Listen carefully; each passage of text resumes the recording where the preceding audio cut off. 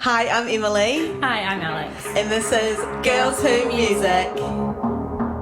Welcome back to Girls Who Music. We are here with the beautiful Alayna. Welcome. Yay. Thank you for having me. Of course, thanks so much for coming. We start off every episode with a song of the week. Could you please share a song? I have been listening since it dropped in January to this song called Bloodline, part of an album called Bloodline by this beautiful folk artist called Monrovia. It's stunning, and the whole album is about his experiences.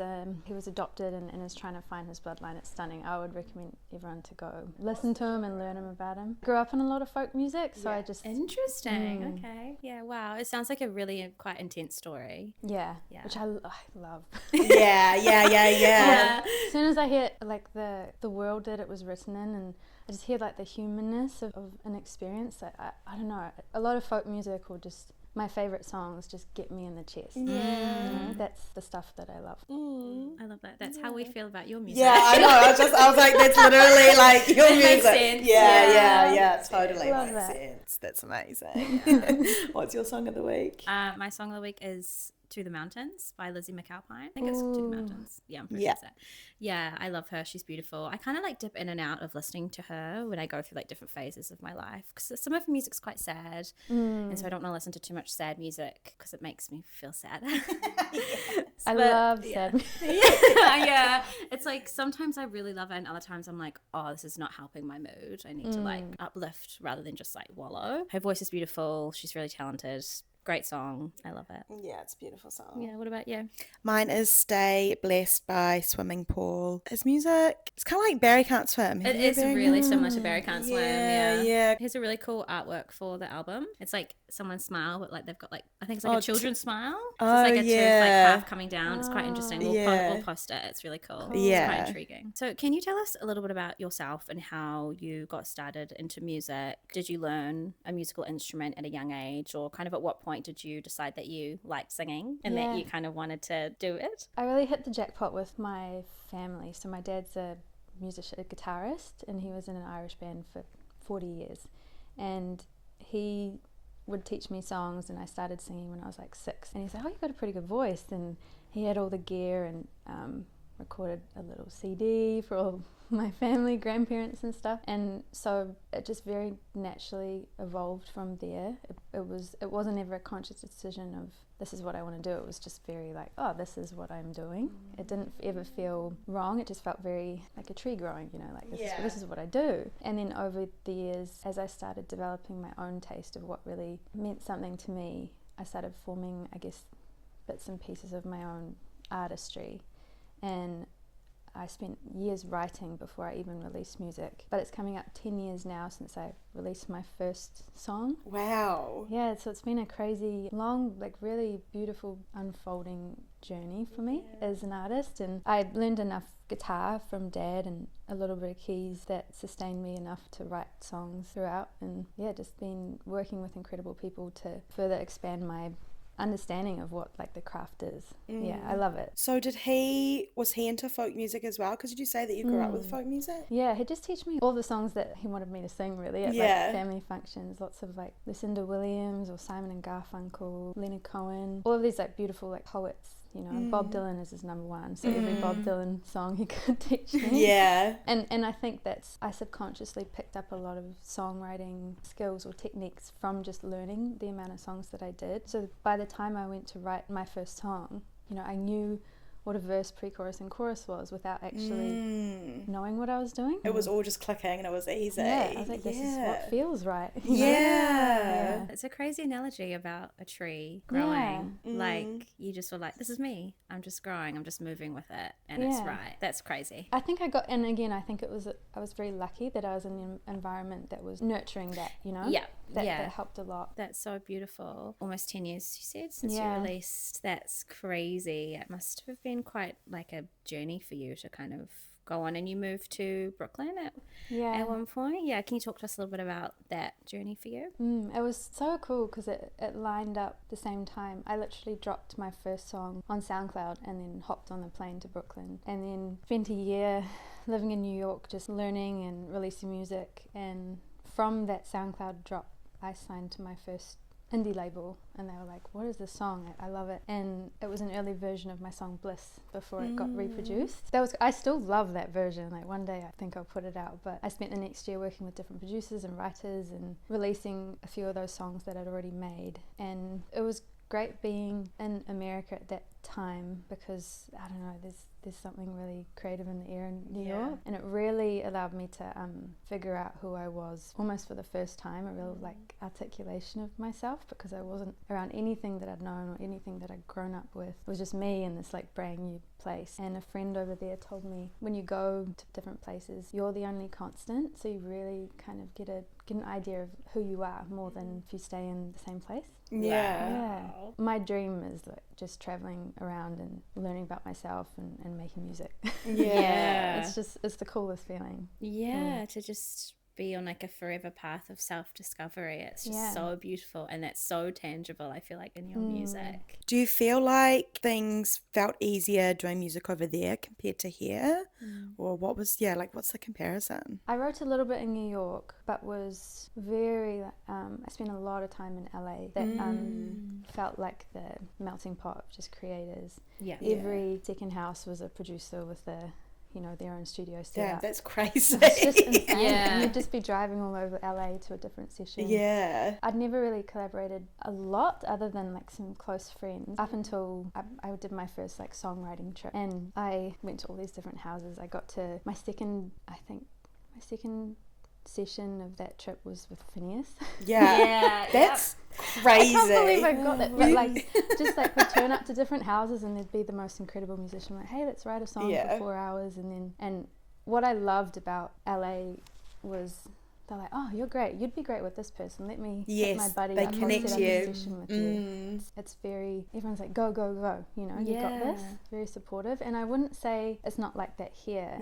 I think maybe it just feels a little bit more, I guess more of that creative atmosphere is there. It feels a bit more energizing. Whereas it is difficult in the industry, and I feel it a little bit more here sometimes. It's like, man, it's a hard slog. You know? Yeah, for sure. It can feel quite difficult, and even just contacting people can be hard. You've really got to put the effort in. I feel like with America, things just kind of, like people, get introduced to someone and they'll be like, oh, like, love your sound, you would work really well with this like producer or whatever, I think it's just more of it. And I think of the sessions we do all the same things here. And I will say it's probably because I've jumped on a plane and gone somewhere else. I'm like, this is so great. Because I've only gone there to write, whereas here it's like my life is here. I've got all of like family and friends and all of these other work commitments and things that are around. Totally. So I think that affects it too. For sure. Do you go over often? Post-COVID I've gone over twice, I think, but I try to go as much as I can. So let's talk about your recent album, Set Her Free. It's such a beautiful album, and I mean, it's so vulnerable and explorative about love. How did you find writing that album? Like, how did it make you feel? It's such a cool experience making this album. I think I've made a lot of songs, and my first album was such a beautiful like inward reflection, which was also really tough. Like I was like constantly trying to self-excavate almost. And this album, I realized I like turned around, I was like, oh, I want to write about all the love that's around me. And it felt like quite a freeing place to be, because it wasn't as much about me, it was about what I observed from this new place that I've found. Love feels like one of the things in my life that I am understanding, or like I'm closer and closer to understanding it. As I grow, it gets deeper and wider, and I'm like, oh my god, this is what it's about. It's just what I get really excited over. So I love that. Making the album felt very fun, because it felt like a universal experience that I wanted to like tap into. So I'd turn up and go to the studio and be like, how do I articulate this? How do I feel this feeling? I always like to think it's like going to the sandpit and just digging for stuff, so it doesn't feel like it's coming from me. It's there and I just have to find it. It's a beautiful analogy. That's crazy. And to be able to then see that in your mind, does it make you feel more comfortable rather than feel like, okay, I'm pulling this like directly from my soul and myself? So you're kind of slightly more protected while being really vulnerable, you know? In a way, I love how much I learn through all the layers that I get through as I keep creating, because I'm like, oh, I get it. That is as deep as I can go with myself. you get to this, it feels like this underground like reservoir that connects me to you and like everyone else alive. So you only kind of get there once you've kind of become really honest with yourself. Yeah, totally. Yeah, and there's like a human experience that is as much about you as it is about everyone else. And I think, yeah, once I kind of understood that, it felt a bit more, less like me like dragging myself up a mountain, like, oh God, this is so hard, what am I doing? I'm like, oh, it's not as much about me as I first thought. I screenshot your lyrics, actually. I sent your song to Emily yesterday, and I was like crying at my desk. Sorry. No, it's just it's just such a beautiful song. It's so insane. It's so insane. It's your song "Love of My Life." It's the opening song of the album, and the lyrics. I wanted to be like the girl of your dream life, but whatever happened to the girl of mine, I was like, oh my God. My hand on my chest, I feel her lifeline. She says, you don't have to try, you're already mine. Always were and will be the love of my life. I was just like, that's It's beautiful. So beautiful. And so, like, I think a lot of females, I guess, have probably had that experience of standing in front of anyone and just being like, I want to be the love of your life, and you lose yourself in that, you know. And then listening to you say those lyrics was just like so beautiful. Oh, thank you. Yeah, that was a very inner child kind of like, I'm so sorry. Yes. You know, like I remember her and what she wanted, and I don't think it's our fault that we're trying to, you know, be the right person for people and find love, but I was like, I've forgotten the most important relationship is the one with myself. Yeah, totally. And that song was a big don't forget this. Also perfect song to start the album. Thank you. I agree. Yeah, it really sets the tone. You know. You ready to cry? I was like, oh, I'm sad.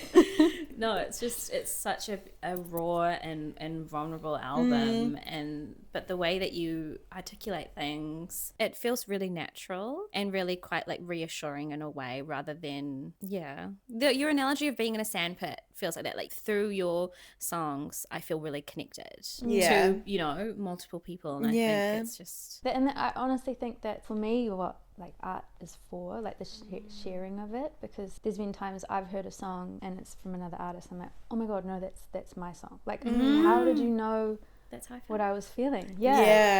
And that moment when it all clicks is just such it feels like an embrace of something that's like way bigger than yourself, and you just don't, we spend a lot of time being really alone and really terrified of the life experience, and I think music is like this hand to hold a lot of the time. Totally. And that's what I love and what I'm connected to, and I mean that in so many different, doesn't always have to be the sad feeling, but if you want to feel joy, sometimes the fastest way to get to that feeling is to put on a song. Totally. It like takes you straight there. Totally. It teleports you. That's what I was saying before about sad music. Like sometimes when I'm sad and I listen to sad music, I'm like, no, I really want to snap out of this feeling of feeling sad. If it's something like, I don't know, I've had a bad day at work or something trivial rather than something deeper, and then putting on a song that I know makes me feel happy, that I can sing and I can dance, it's just so uplifting and refreshing. It's like someone's holding my hand, but I'm just here alone dancing to Sam Fender or you can always find a song that's gonna help you feel what you feel in that moment,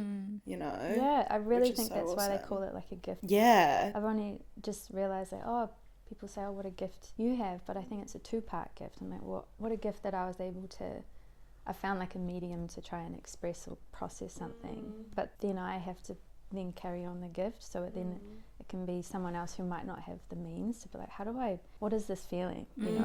And I think like listening to a song or reading a poem helps someone feel that a little bit easier. What made you decide to sing and talk about this topic, and then what was the process of the entire album? After my first album, I was like, well, I didn't really think of life after your debut album. I was like, well, that's my that's my baby. And I was like, well, what do I have to say now? I'd kind of uncovered all the rocks within myself at that point. And I started writing quite soon after, and I was singing really quiet, like I didn't really know what to say. I didn't feel like I had anything to say that, I don't know, I needed a new North Star. And it was maybe 6 months later, and I was on a writing trip in Bali, which was like a dream come true. I still Wow. can't believe Yeah. and I was in the shower in this like beautiful spot in Bali, and it just materialized as I was like, I don't know, the sun was shining, and I was like, oh my God, like it's about love. Like this love that I've been looking for my entire life has always been there in the relationships with the woman in my life. I was like, oh, I've always wanted to be seen. My best friend sees me, you know. I want to know what unconditional love is.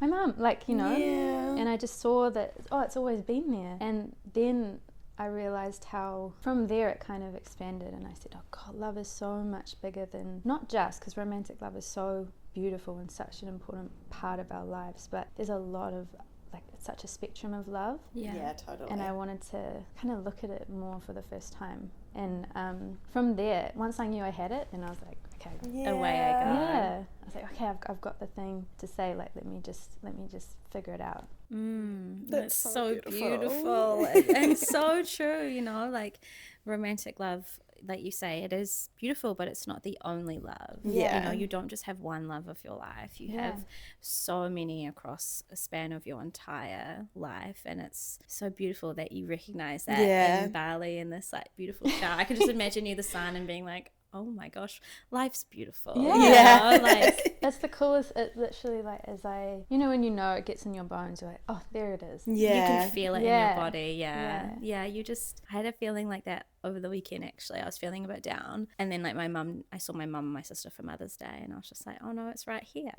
You know, like that's so nice. it's everywhere where you look. It's the sun on my skin. It's the tuis in the tree when I wake up. You know, it's just like, it's the person holding the door open for me to go into the elevator. You know, it's just the small moments, and then it's my, you know, best friend of 10 years and everything. It's not just beautiful. a romantic partner. Yeah. You know? Exactly. Love romantic partners, but yes, but they've got a lot of songs.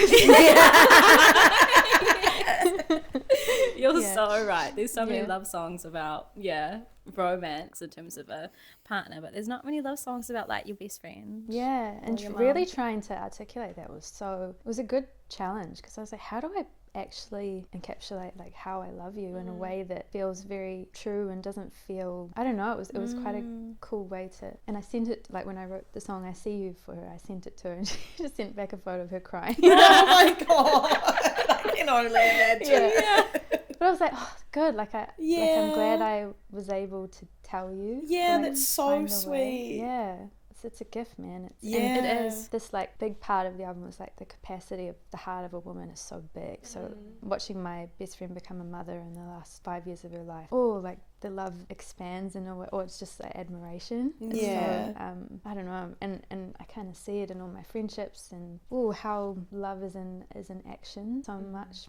And the continual showing up and this like soft landing. So I think about all my turbulent teens and 20s and who was the sustaining foundation was all the women in my life. And not just, I have a beautiful dad, beautiful brothers. Love it. They'll get their songs one day.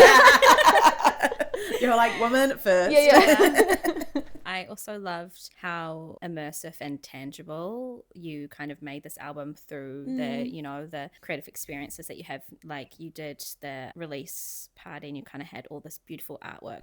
Did you do all of that yourself? Yeah. That must have been quite beautiful to kind of release the album, to do all that artwork. Like you'll put all the mental and physical work in of creating the songs, and then also to go and create all this art. It's quite You've really put a lot of love into it as well. Yeah, it's very, very tangible. Thank you. Yeah, I think that's what I wanted out of that was, I don't know, I always wanted to do an art gallery, and I could see the idea of it, and I was like, yeah, because music is such an intimate experience, but it also is quite subjective, and I wanted to find like a tangible thing you could kind of land on as you experience the songs for the first time. And it was just a really good challenge of trusting my creativity and not judging it. I was like, okay, what's the purest expression of this song without trying to be good at something, you know? I just was like, what does this feel like? And I did all the artwork in like 3 weeks, which was ridiculous. I don't know why I did that. It's crazy. So I'm kind of an all or nothing person, so I was just, but it was so cool because for 3 weeks I lived in the album. I'd finished it for nearly a year by then, and so I almost like listened to the music from a new vantage point after I'd had time away and had approved all the mixes and masters and everything, and I was like, oh, this I fell in love with the music again. And yeah, it was so cool to see the idea come to life, and that experience of being in an art gallery is it's very personal. I love just walking around and I feel like I'm in my own world, so I just wanted to create that experience and just be in the album a little bit. That just would have been so amazing, because I feel like when I'm listening to an album, I can almost like, I don't know, like see things. So I feel like that's like such an amazing experience for your listeners to be able to go and actually, like have something tangible and like it's like really alive, which is also, I guess, like women's love is very alive. It's like, great metaphor. I agree. You know? I did your quiz on your website yesterday for which flower are Oh, you? what did you get? I got wildflower. Oh, love. Yeah, Okay, nice. so I feel like that resonates. Yeah. Oh, I need to do that. It's so fun. See, it's just so fun and cute. Yeah, I love and that. joyful. Yeah, Like, yeah. Oh, it's so fun. I love that. Yeah, it was cool. It was cool to kind of find what each flower represented and how it aligned with the different songs on the album. So there's a flower for each song. Oh my god, that's so cool. It's so I need to do that. Oh my god, I'm like, I need to do that soon. Should I do it now? Yeah. It didn't It's take really long. quick. It's really quick. I got the orchid. Oh. Rare and unapologetic, like the orchid. You love from instinct, raw, alive, and completely your own. You cannot be tamed, and you know it. Literally me. Animal was my song. That's your song. Love that. Did you do the quiz yourself? Yeah. What did you get? Oh, I got Camellia, I think, which Oh, is Love yeah? of My Life. Yeah. Oh. Oh, that's really I was nice. like, okay. Could you talk to us about your creative process with the album? Like, do you have ideas of certain songs, or do you just kind of like start writing and just see where it goes? A lot of the time, as of I guess the last few years of my life, I really like going in blind, because I found the times where I do have a concept, it's trying to fit something into a box. Yeah. Do you feel like you're like putting pressure on yourself and you're like, Yeah, oh, like, I have to do it right. yeah. And it's not that it's impossible. I find that it's a lot more work. It really makes you work for it. So other than me going into the room and being like, I want to write a love song to my best friend, sometimes that's the brief I give myself. Yeah. But then other days it's like my favorite is going in and jumping on an instrument, or my producer will jump on an instrument and I'll just sit and I'll sing and see what happens. I have a song called Braveheart on the album, and we were recording the vocals for Animal that day. That was what we were supposed to be doing. And I couldn't get it, because Animal was a very like really fun, like creative detour that we took, that I really had to access like this different part of myself. And Ben, my producer, was like, I don't believe you yet. I was like, yeah, neither. Like, I can't get there. And anyway, we went to lunch. He came back and he started playing on the piano. I was like, oh, this is cool. And Ben and I are so dramatic, we turn off the lights and like No, but that's so amazing. You need to like have the vibe. yeah, full vibe. And then I started like he was just kind of playing around, and I was like, oh, and I could feel like the song coming up, and I've never Oh experienced my god, this that's before. crazy. It's almost like vomit. Like I could feel it. Usually they come down from here, but this one was like Oh my god. it was all about a song about how I don't like, there's a self-loathing part of myself that I can't accept. Or it was me being like, are you going to be someone you don't want to be around, or are you going to carry it around for life, or is it time to put it down? And I was really like calling myself out, and that whole song happened. Like, I didn't really mentally think of it, but it was so cool. And yeah, we ended up writing that song, and then I could sing Animal. It was just That after is crazy. I think it's so cool. Yeah. But that's why I love this stuff. I love what happens in this, like the sacred space of the songwriting room. Like there's just something so cool, and it really, and I learn all the time, like, are you being honest with yourself? Is this really in like integrity? Because once you get that, then something else happens. It unlocks the part. Yeah. So I don't know, did that answer your question? I don't know, I went on a tangent. Yeah, no, definitely. Yeah. That definitely gave us an idea. Yeah. I feel like everything that you're explaining to, it fits perfectly with the album title as well, like Set Her Free. You've been set free, girl. Yeah. Do you feel like you've been set free from writing these songs, you know, in a way of like, did you process quite a lot of things? Yeah, definitely. Yeah, I felt very satisfied at the end of this process. I was like, okay, I I went on 3 different love threads in the album. So the self-love journey, which was love of my life, Braveheart and Animal, and then the romantic love thread, which was really confronting, which was But It's Lonely, Hold Me, Small Things, Love You More, Tiny Spaces, and then womanhood, which was I See You, Mother's Mother, Softly, Set Her Free. So all of these, I felt myself go through the process for all of them and really came out the other side of this understanding of the different love threads. Yeah, I don't know what I feel, to be honest. Okay. I guess it's been quite a while since you've Yeah. written it and completed it. I just know I was like, okay, I'm really proud of that. I'm good. I can release it now. Yeah, that's really nice. That's nice that you're able to feel like it was complete and you're like ready for the world to listen to it. And then I go back to my, oh, what am I doing now? Yeah. Yeah. Find my new North Star. Yeah. Oh my gosh, yes, it must be quite hard, I guess, being quite immersed into a project, an album, and then once it's complete, do you feel a bit lost? Yeah, in it? to be honest, I do. I feel, and I was more prepared this time. There's like go through a bit of grief, like really letting go of something. Like, I really feel the distance that grows once it's out. It's no longer in my private playlist, you know. Yeah. I'm not. It's lived in me, and now it goes off, and you're like, okay. Yeah. Right? Like what I imagine maybe kids moving out of home would feel like, and you don't own it anymore. It's become whatever it needs to be for someone else. And so when I make a project, blinders on, and then after that I go, oh, I kind of have to get my bearings again. And I do feel very like a newborn little foal. Like I'm like, how do I walk it? Like what do I do? So I'm in that stage now, which it's interesting, but I know it now. I'm like, okay, this is just the season. It's very unnerving, I think. And it will pass, and then just wait for the idea to come. Like, oh, there it is. Yeah, totally. What has been a specific, I guess, moment for you in your career that's felt quite pivotal, either on like your personal, growth journey or your music career as well? It's a great question, because I think this time around making this album, what I could now identify was my place in the songwriting room more than ever. So I guess a bit more, I'm closer to my understanding of what my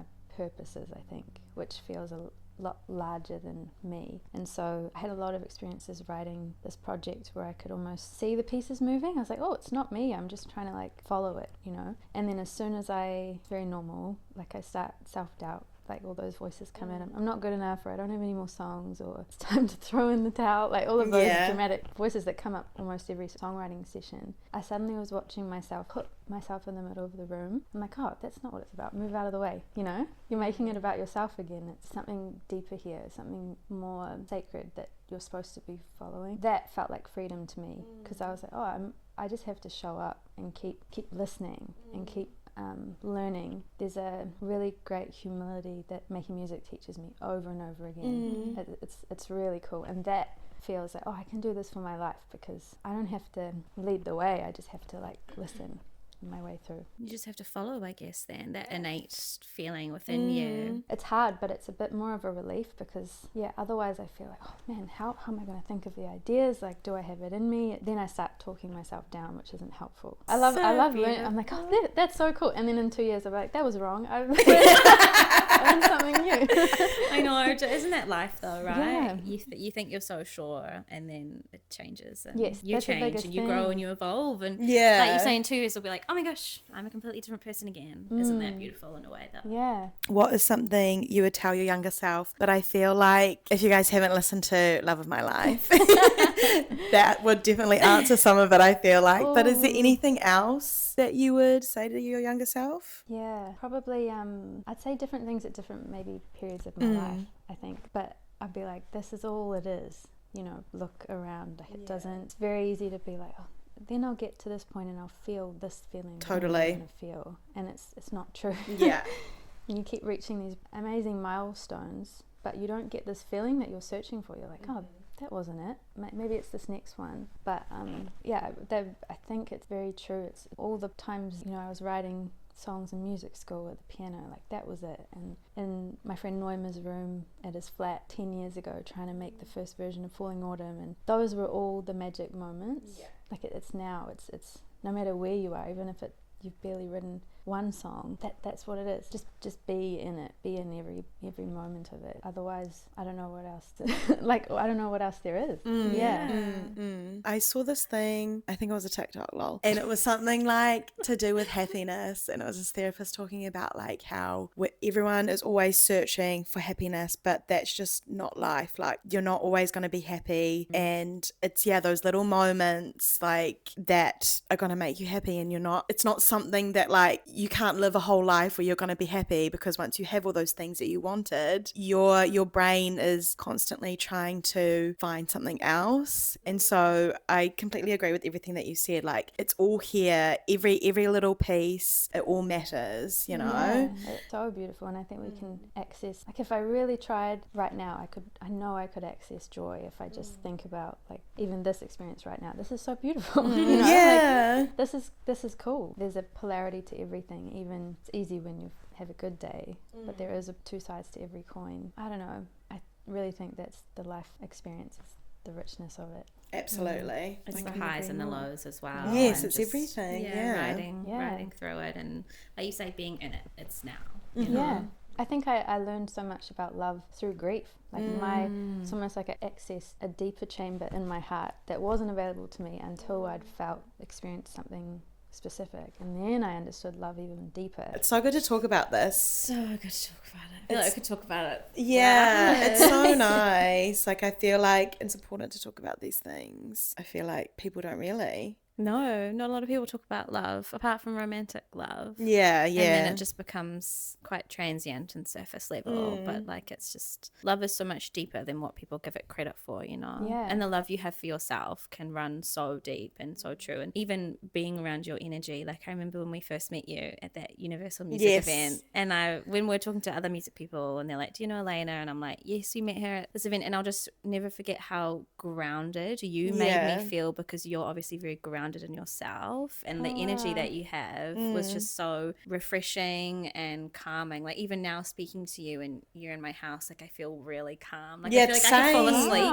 in a way. Yeah, I feel very That's so cool. Yeah, the effect you have is because you've obviously, you know, done so much work to really understand who you are, and it projects so beautifully into the universe. Yeah, that's so cool to hear. Yeah. It really is. Thank you. Oh, you're welcome. You're welcome. What would be, or who would be, I guess, a dream artist for you to collaborate with? Ooh, Daniel Caesar. Ooh, yeah. I think Rosalia. Yes. Yeah. Oh my gosh. That would be insane. Her album Lux just like blew my mind. Yeah. Because she was talking about this divine place, and I was like, I know what she's talking about. Yes. I felt that when we were, I love that. Yeah, I think they would be two. I mean, Frank Ocean. Yeah. Like all of these beautiful artists that I just love their artistry. It's so deeply embedded in them. I'm big fans of that. Oh my gosh, I can see it happening. I'm like, let's see you with Rosalia. Yeah, saying I'm like, I could see it when she comes I just want to hang out with her. What is something your friends or even your family would associate you with? So like, I guess like a smell or a food or... Ooh, feels really basic, but like pizza. I love pizza. Yeah, no, I love that. I love that. That's not basic. That's so cute. But yeah, I have a dream of finding the best pizza in the world. I assume it's in Italy. Like one day when I get there. But just trying to, like, I have the best pizza I know in New York. Like, I know that. What's your favourite one in New York? It's this place called Roberta's. Oh, yeah. Really, have you been? Yeah, I used to live in New York. I used to live really close to Roberta's, actually. Where's that? Is that? It's in Bushwick.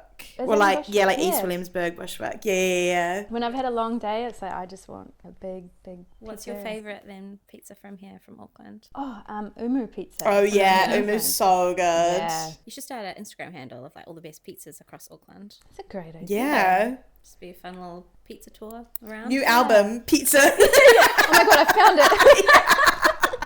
Don't worry, guys. It's all been settled right here. You guys can have writer credit. Yeah. You A&R. You heard it here first. What would be your spirit animal? I think I need to fly and like something with wings. Maybe a dove. Yeah. I'd like to be a dove. I love that. That would be fun. I agree. My spirit animal is definitely a bird. I don't know what kind, but she'd be flying. She'd be flying. She'd be flying around. What Shit. would yours be? I don't know, eh? Probably like a dolphin or something. Oh, I love I that. love See water. that? Yeah, I could see you as Or a a dolphin. horse, maybe? Dolphins, I think they have fun. Like they Yeah, they Yeah. seem fun their and like life. cute and silly. Yeah. Horses seem quite serious. Some horses, yeah, they can be. Sometimes horses scare me, I won't lie. Yeah, they used to They're scare me so too. yeah. I do love whales. That would be something about whales and elephants. Like I'm so drawn. Like if I got to swim with whales or just see one in proximity, I think I'd Yes. cry. Yes. I just Literally, You should go on like a whale watching I thing. need to. I don't yeah. I'll come with you because that's my dream. My sister was like driving back from somewhere over Easter. She texted me being like, we just saw like a pod of orcas. And she said she was just like, her husband sent us a photo and she's just on the side of the road shaking. Oh my god. It's just beautiful.